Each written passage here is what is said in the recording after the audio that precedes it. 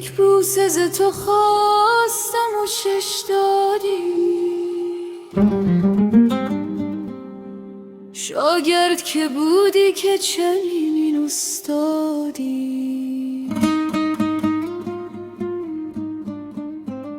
خوبی و کرم را چو نکوبان یادی. ای دنیا را ز تو هزار آزادی.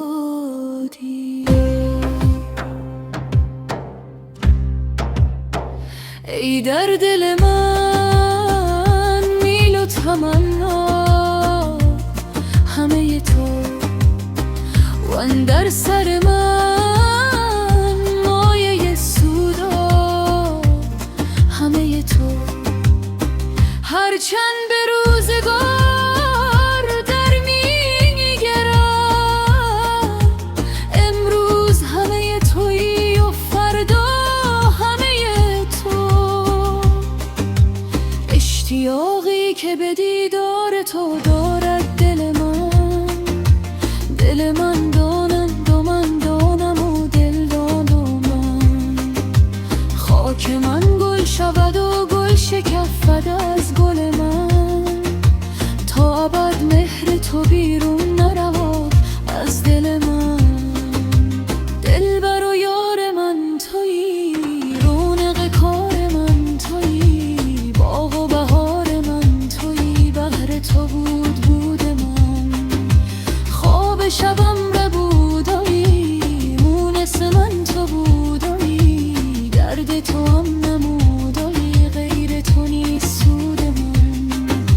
جان من و جهان من، زهر آسمان من، آتش و تو نشان من در دل همچو عود من. جس نبود و جان بدم، با تو بر آسمان بدم. هیچ نبود در بین گفت منو شنوندم. بی همگان به سر شود، بی تو به سر نمی شود. داغ تو دارد این دلم، جای دگر نمی شود.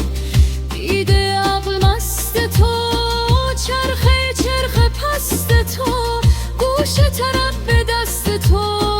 بی تو به سر نمی شود. جان من و جهان من، روی سپید تو شده است. عاقبتم چنین شود، مرگ من و بقای تو. از تو براید از دلم هر نفس و تنفسم. من نرم ز کوی تو، تا که شوم فنای تو.